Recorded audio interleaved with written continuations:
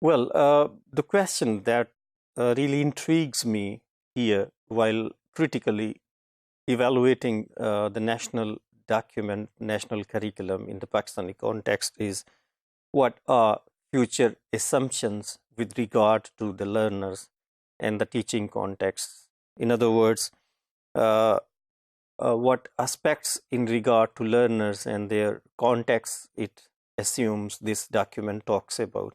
So that's the question we're going to analyze now in the light of the national Pakistani national curriculum document, which was produced in 2006. Right.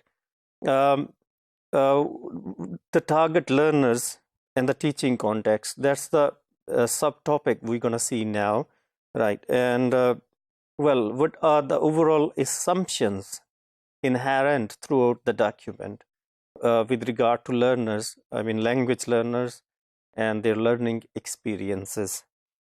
Well, it's been indicated in the document that learning English language as language will help learners for their future academic and professional careers. In other words, that will help them improve not only their social well-being but also their academic and professional careers, right?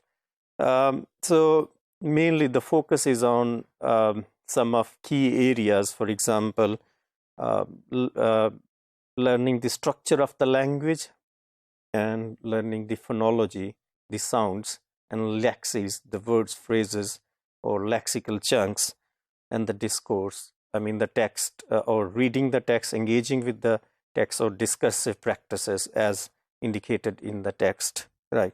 And the four skills: reading, writing, listening, speaking, and writing. So that's the main focus which is maintained throughout the document for grade 1 to 12. And here it's assumed that that the students will be able to enhance their both productive and receptive skills, right?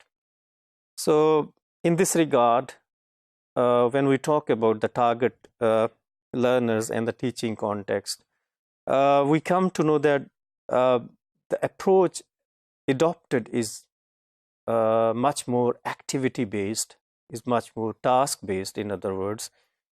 And here the emphasis is on enhancing the experiences of language learning through purposeful interaction with the teachers in the classroom. And this could be done through reading and writing primarily.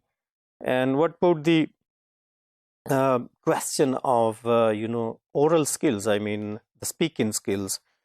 It's assumed it's not clearly mentioned that practice in oral interaction between students and teachers will eventually enhance the oral competence of the students, and that could be practiced through interviews and presentations from grade 1 to 12, right? And what about the question of listening comprehension skills? Is there any clear information given in the document? That's the question needs to be explored here. And what about the teaching context? Who are going to teach? Whether we have much detailed and clear, explicit information about the teachers and administration? What's their role, and what's the context? I mean, the situation in which English language will be taught, right? As I said briefly earlier in the previous modules, that teachers are unfortunately portrayed as somewhat who lack necessary skills to, or lack pedagogical skills to teach English language, and that's why the main emphasis is on using textbooks instead of using or creating some additional materials, right?